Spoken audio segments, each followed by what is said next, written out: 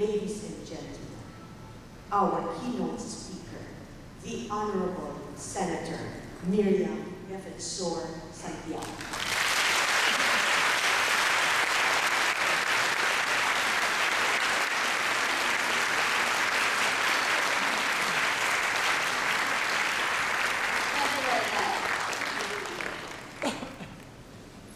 Thank you very, very much for your kindness and your generosity in inviting me to join these festivities that mark the opening of the annual convention of the Philippine Psychiatrists Association. Judging by the very poor state of mental health in the Philippine Senate, and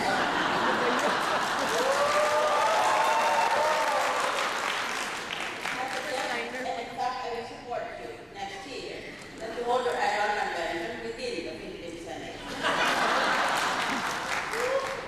Almost every day, we are attacked by burning, screaming headlines about more and more graft and corruption in our country. Because of these negative factors in the environment, I think I shall start on a lighter note. May isang politiko na lumapit sa isang psychiatrist. Ang sabi niya, "Dok, tulungan mo po ako. Tuwing nakakatagpa po ako ng pork barrel, hindi ko mapigilan ang sarili ko na nakawin ito. Nagigilty po ako at nadidepress ng malala at matagal dahil dito." Ang sabi ng psychiatrist, "Sige, tulungan kita magkaroon ng self-control para hindi ka magnakaw sa taong bayan." Sumagot ang politiko, "Dok, huwag po. Gusto kong tulungan niyo ako para hindi na ako mag-guilty at ma-depress."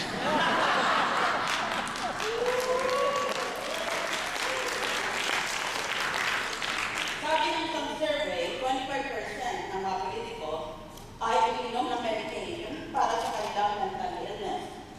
Malalaking problema ito. Ibig sabihin, 75% ay hindi umiinom ng gamot.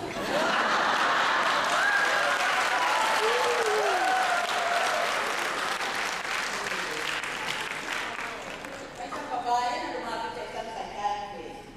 Tinanong siya ng psychiatrist kung anong problema niya. Sabi ng babae, "Dok, nymphomaniac yata ako." Sumagot ang psychiatrist, "Ganun ba? Matutulungan kita pero 5,000 pesos ako kada oras. Baka hindi ko kaya." "Okay lang po yun," sabi ng babae. "Magkano po ba ang overnight? Kaya niyo pa ba ako?" Ganito daw ang menu ng automated answering machine ng mental health hotline. If you are obsessive compulsive, press 1 repeatedly. If you are codependent, please ask someone to press 2 for you. If you have multiple personalities, press 3, 4, 5, and 6. If you are paranoid, you know who you are and what you want. Stay on the line so you can place your call. If you are delusional, press 7 and your call will be transferred to the alien mother you. If you are schizophrenic, listen carefully and a small voice will tell you which number to press. If you are manic depressive, it does not matter which number you press. No one will answer. If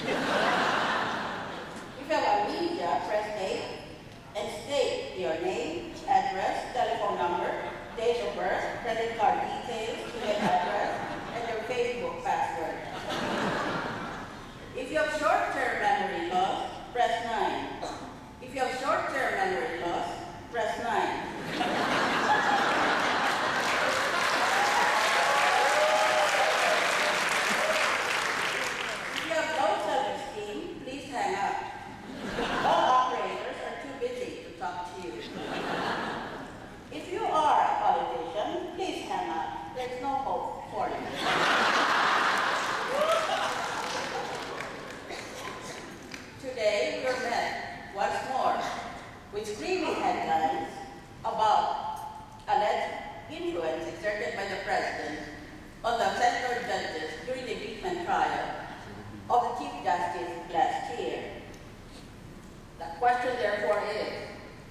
If that is true, assuming for the sake of argument that the accusation made by the senator is true, then was the impeachment trial illegal?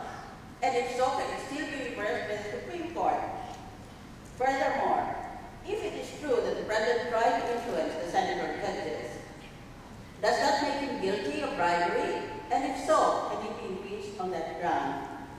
I will therefore start with this statement because I feel compelled to respond to the privileged speech of a certain senator yesterday. If President Aquino merely confined himself to influence the outcome of the impeachment trial last year, he did not commit a crime. But if he bribed the senator judges to convict the accused, then he is guilty of bribery as prohibited by law and as a ground for his own impeachment under the Constitution. It is not a crime for the president to try to influence the outcome because an impeachment trial is both legal and political in nature. Yun ang kaibahan ng impeachment trial. Marami doon ang dunong-dunungan sabi na completely judicial ito or legal. Pero nagsasabi, no, this is completely political.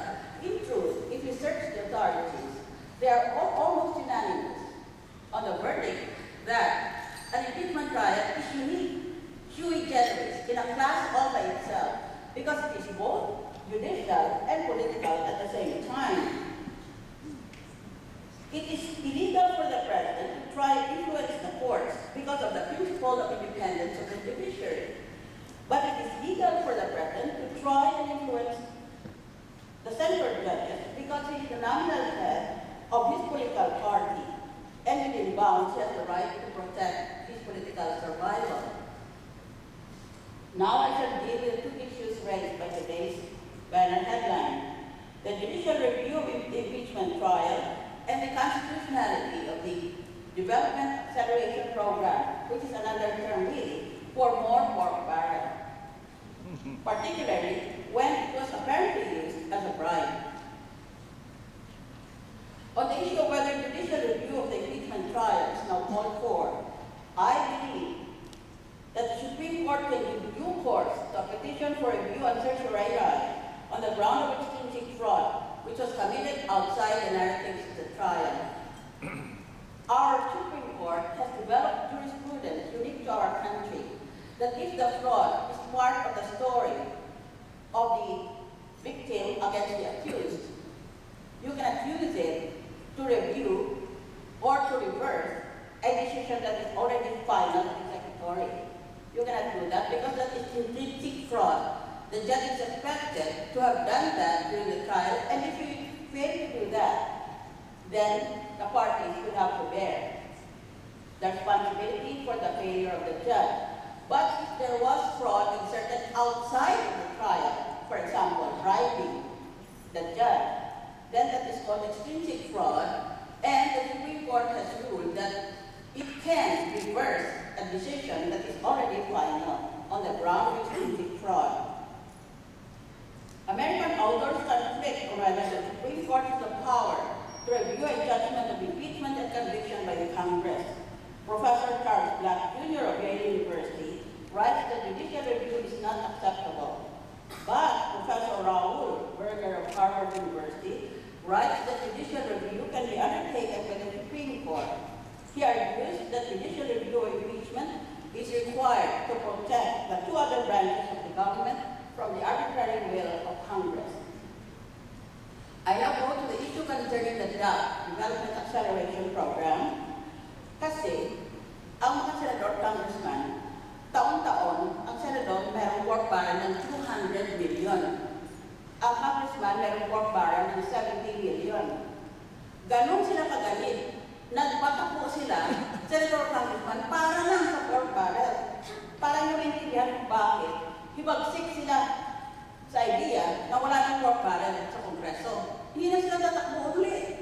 Dahil ang sweldo ng senador, for example, is 90,000 naman. Eh, ang layang-layang ang pamumuhay nila. They can no longer afford to maintain their lifestyle if there's no work barrel. That is why they're talking to impeaching President Aquino. Ganon ang mental health ng mga congressmen. Kasi may istorya, nasa isang mental asylum, nakatakas ang lahat ng inmates. Inaanak sila lahat sa 1,700 islands of our archipelago, 7,100 islands of our archipelago. Hindi sila makita-kita. Pagkatapos ang mga pulis na naghanap, pumunta sa session hall ng Senado ng alas 3. Kasi alas 3 na roll calling. Aba, ang lahat ng nakatakas, nag-answer ng present doon sa Senado.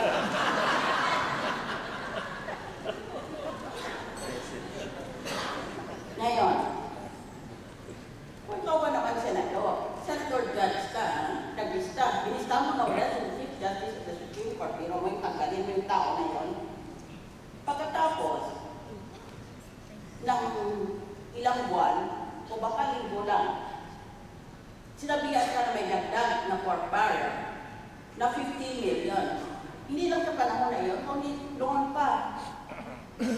I remember during the impeachment trial, one lawyer for the accused said, there's a rumor going around that all the senators who will vote in favor of guilty verdict will receive additional pork barrel, and it's actually apologized by the impeachment court. Yun pala totoo. Ngayon dapat silang apologize naman. Ngayon, kung ganyan pala puro-puro, na kung mag-vote ka ng guilty, bibigyan ka ng 50 million, ano yun? Hindi ba bribery yun? Tsaka, meron pang maswerteng tatlong senador na hindi lang 50 million ang tanggap nila. Senator Juan Pangsinrile. I'm waiting for license trial. Who presided at the impeachment trial, kalaban niya ako dahil gusto niya tanggapin na siya ang pinakamarunong sa buong Senado. Tinuruan ko lang yan ng impeachment law niya eh.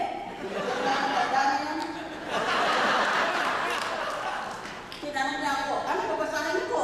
So I said, read the book by Professor Black, which I just quoted to you, and the book of Professor Berger. And he did. Don't start me on that because I go on and on. Si Juan Pangsinrile, si Franklin Relon, dahil chair of the Finance Committee noong panahon na yun. Tapos, hindi ko maintindihan bakit. Itong si Francis Escudero, dahil takda na pala siyang magiging chair ng Finance Committee. Biro mo, pagkatapos tatlo kami na nagpapahalata na mukhang hindi kami kumiksido doon sa ebidensya ng prosecution, ako, si Senator Joker Arroyo, si Senator Ferdinand Marcos Jr., wala kami ni piso. At hindi kami sinabihan, meron palang ganon.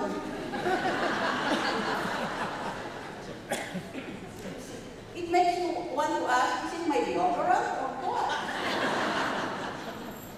Tapos walang bribery? Ano ka kasi? Isn't your intelligence insulted by that kind of reasoning? Kung katulog mong klaso na ganon, magpagaling kami, sigaw ka na eh.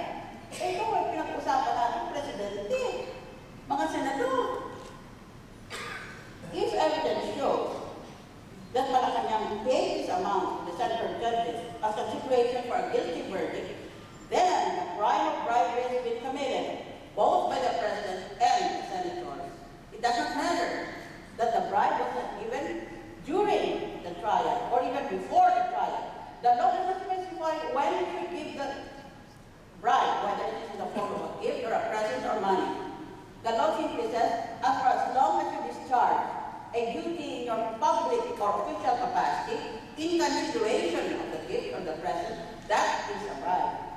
It does not talk about time as an element of the crime. It does not specify whether it will be before, during, or after. Basta, the basic consideration was a corrupt intent, that is bribery.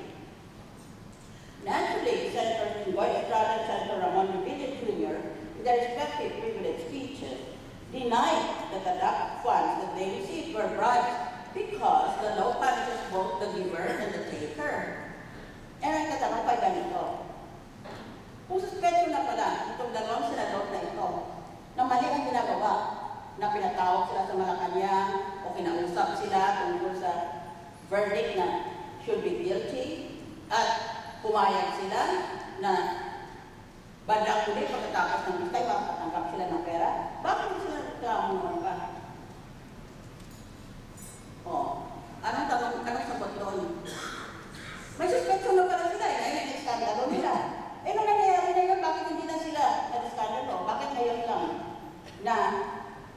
nag-employ sila ngayon ng investigasyon tungkol doon sa mga police scam. Alam niyo yung police scam lang yan, ganito, nung ko pa sinasabi ito eh.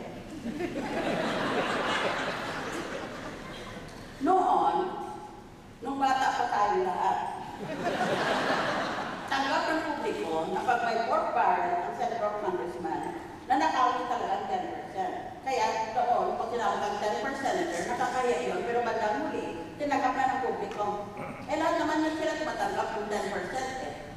Pero ngayon, hindi na ang porsyento, kasi tumaas ang tumaas eh. From 10 to 20 to 30, hanggang 50%. Ganon na kalaki. That's why, ang sama ng daan natin, puno ng, it's full of potholes. We can't even afford to replace traffic lights.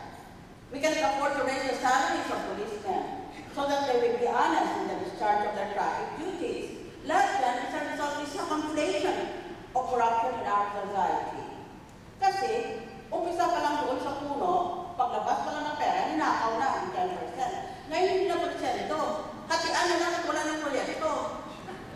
Dahil sabihin mo, I want to spend my pork barrel of 70 million if I'm a congressman and of 200 million if I'm a senator. For this project, I will build a school building and then in secret under the table, you accept 10%. So naging substandard na yung school nun yun. Pero ngayon hindi na. Wala ng proyekto talaga. At least noon, may resulta pa, usapan nila. Pero ngayon wala na talaga. Hatian na lang. Yun ang na-police scam. That's why it is so outrageous. Sabi niya, 1 half ako, 1 half ka, tapos. Lahat ipeke na natin ang mga dokumento. At nakakuha talaga sila ng pera. This is a nation of kleptocrats. What do you say? Mental health specialists. Agree. Di ba? If you're not help but still, you're a kleptocrat. Ganun. Why are we so fond of electing kleptocrats? What is their sex appeal?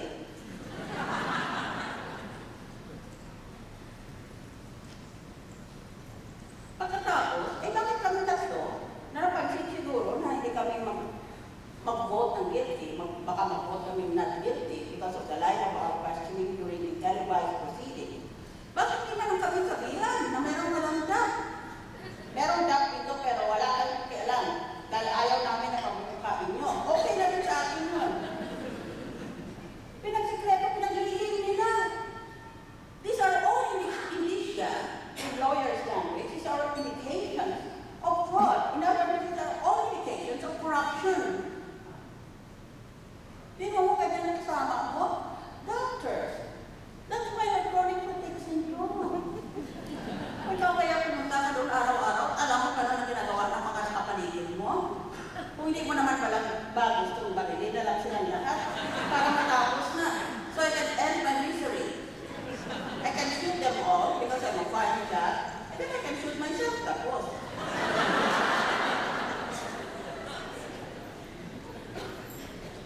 At the very least, that we were excluded is an indication that this was a discriminatory practice and that is unconstitutional under the Equal Protection Clause. The law is required to treat all who are situated in the same situation equally. I hope the Supreme Court will give priority to petitions concerning the constitutionality of the DAC to have settled the burning issue of bribery in an impeachment court. If the Supreme Court rules that DAC is unconstitutional, then the usual consequence is that the central judges will be obliged to restitute and return to the government the sum of 50 million pesos each and the sum of 100 million pesos each from Senators Enrile, Drilon, Escudero. Aba, ibalik nila. Kung ang constitutional yun, ba't nila tinagap yun? Ano sila mga gago? Hindi ba nila tinagap? Tama ba ito? Constitutional ba ito? Wala. Kagad bukas ang palad ganyan. Meron pa ba dyan? Tignan mo. Meron ang attitude nila. O ngayon, the Supreme Court rules that additional pork barrel named DAP is unconstitutional. That was my opinion that I expressed at that time. At ibalik nila ang pera, sabi nila, pero punta lang sa mga proyekto, hindi naman pinag-uusapan yung proyekto eh. Ang pinag-uusapan ay, nagkaltas ka ba doon at magkano?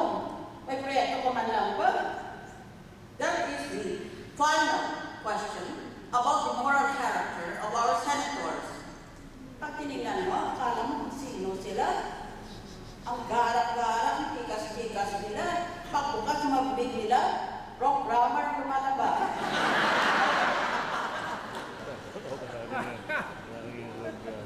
I find it unusual, but not illegal, that the three senators, widely reported to be the most involved in the pork barrel scam, Senator Juan Ponce Enrile, Senator Bingoy Estrada, and Senator Ramon Revilla Jr., are airing their defense to the media, in addition to the counter affidavit they have filed in the ombudsman. Kasi kung may kaso, kriminal, ang kalaban mo, makufile yan ang kaso sa fiscal, and the fiscal will require you to file an affidavit.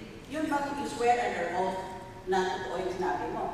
And then the fiscal will ask the other party to file his counter affidavit, so that the fiscal will now get to hear both sides, the affidavit and the counter affidavit. Usually ganun yan eh.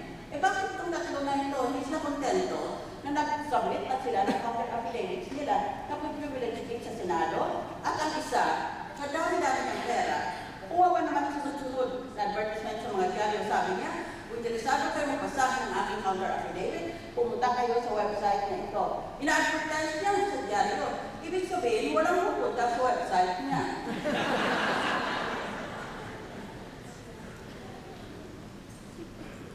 The rule against public comment applies only when the case is pending before the court. So pwede na naman sila magsalita ng ganon. Pero magsususpenso ka. Na ito kung sinasabi nila sa labas ng korte o sa labas ng opisina ng ombudsman is designed to influence and pressure the ombudsman in the guise of so-called public opinion. So that is my very short comment. As I told you, I have a propensity for going on for eternity about any comment involving the lower politics. So I'll go back to the topic unless you want me to stop now and sit down. Medical leadership. Psychiatrists should lead hospitals. Let me name some of the most famous medical centers in the world. Harvard Partner System, Mount Sinai in New York, UCLA System, Georgetown/MedStar, and New York Presbyterian Hospital. All these medical centers have a common feature in that their CEOs are all psychiatrists. This is the new normal. It indicates that psychiatrists make good leaders. Oh, huh?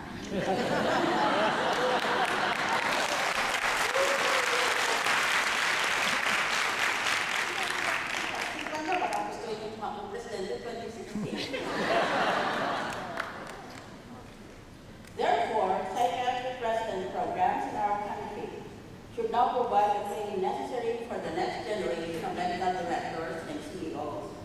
According to a paper published only last November by the American Psychiatric Association, medical residents should be more exposed to leadership roles. This exposure should consist of 3 components: specialized curriculum, experiential learning in the form of a project, and mentorship by a physician leader. Thus, medical school should cultivate leadership skills as an important component of the psychiatric profession. According to an assistant professor of psychiatry at Yale University School of Medicine, the mood of the leader should be characterized by what is called resonance. The mood of the psychiatrist affects his patient. For this reason, medical school should promote the process of self-awareness and mood management. Medical school should start training residents to become clinician leaders. To understand this new call for psychiatric doctors to take the helm of change, we have to look back how medicine has evolved. At first, doctors practiced so-called bedside medicine, and then progressed to so-called hospital medicine. After the 20th century, we are now faced with hospital service complexes with complicated hierarchical structures. The Philippines, as a developing country, faces problems within our healthcare system concerning economics and efficiency. The strong movement toward medicalization has given rise to the rising costs of our national health care coverage. To help solve this problem, increased importance is now being given to such practices as preventive medicine, surveillance medicine, and home care treatments. We are besieged with numerous problems such as funding constraints and demand, for greater accountability for the safety, quality, and efficacy of health care. In the face of this ascending spiral of health care spending, the medical profession is compelled to pay proper attention to the task of developing individual leaders and new models of leadership within the profession. If we could properly train healthcare professionals in the area of medical leadership, we could eliminate hospital inefficiency. Thus, in the Philippines, as in most other countries worldwide, we see and accept the need to develop leadership skills in medical students. Medical leadership is not mere management. Medical leadership is defined as leadership roles in the practice of medicine, which are assumed by fully trained physicians. This physician leadership includes resource managing, decision making, recruiting, medical consulting, information implementing, changes and improvements in hospitals and clinical settings. Physicians stand in the center of clinical service and delivery. Thus, these physicians have been described as, quote, the ideal leaders for healthcare in the 21st century, unquote. That is why I came this afternoon. You are the ideal leader for healthcare in my century. The term physician leadership implies qualities such as ambition, ability to sacrifice, and courage. I'm reading this to myself as a senator because I occupy a position of leadership. I have vision, I have courage, but sometimes, why am I required to have the ability to sacrifice?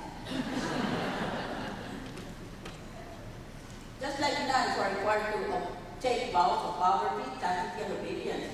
I wouldn't mind taking vows of poverty and obedience, but I do mind taking a vow of chastity. This is why I abandoned childhood dreams of becoming a nun. While a corporate leader aims for profit and time efficiency, a physician leader should aim for empathy and care for his patients. Of course, this represents a major dilemma between, on the one hand, time saving, and on the other hand, quality of care. This dilemma could be resolved if adequate leadership training is integrated into the medical curriculum. It is said that a physician leader should possess the three main qualities of medical leadership: the capacity to work in teams, the ability to personify essential leadership skills, and possession of a strong emotional capacity. The first quality for leadership is the capacity to work in teams. Therefore, hospitals must provide adequate training workshops. The second quality is personification of essential leadership skills. In Canada, the National Health Service has produced a medical leadership competency framework. This document suggests that all doctors should be able to excel in 5 different domains: personal qualities and professionalism, working with others, managing business, transforming services, and setting directions. The third quality is possession of a strong emotional quality, meaning that doctors should and master emotional intelligence, also known as EQ.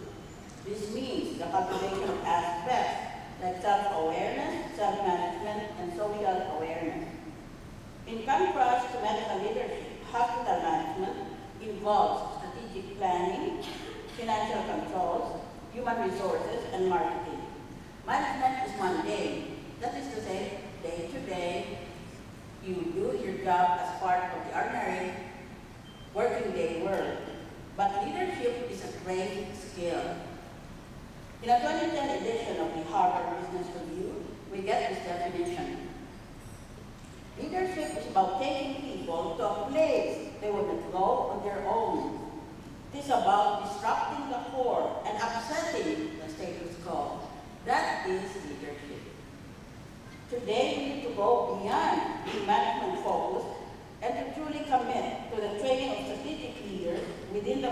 profession. The present medical education continuum should add the following points of leadership studies: strategic foresight, thinking and design, visioneering, change, global integration, creativity, innovation, and human capital development. In more specific terms, the Royal College of Psychiatry has drawn distinct lines between leadership and management, although both are complementary to each other. I quote, "Modern leadership emphasizes the importance of relationships and may be defined as a process whereby an individual, meaning the leader, influences others to achieve a common goal. Management may be defined as getting things done well through and with people, creating an environment in which people can perform as individuals and then collaborate towards achieving group goals and removing obstacles to such performance. Training in management and leadership should be part of the continuing professional development of all psychiatrists." Let me now deal, as part of my paper, on the topic political leadership after PDAP and DAP. I will again succeed in making myself angry, so I've already taken the precaution of taking back the press before PDAP means Priority Development Assistance 1, and DAP means Development Acceleration Program.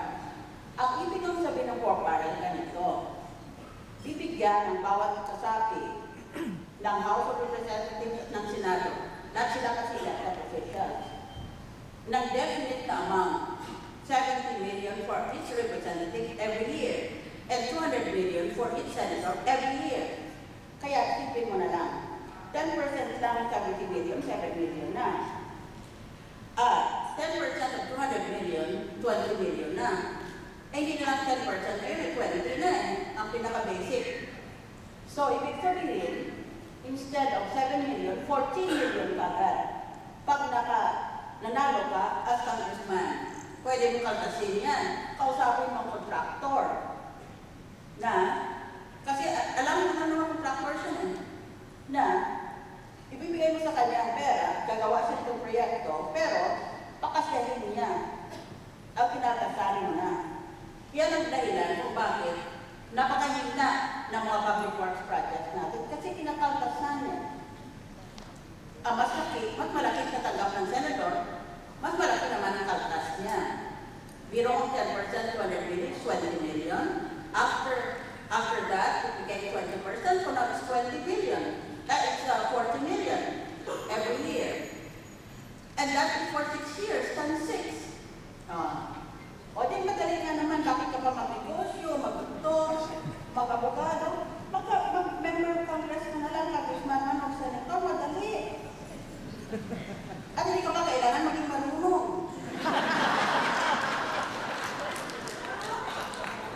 Pwede kang maging law IQ. I can testify. Pag tinanong mo ng question, kasagutin ka, that is a good question. Magantay ka na ngayon, kasi may susunod. Wala na pala,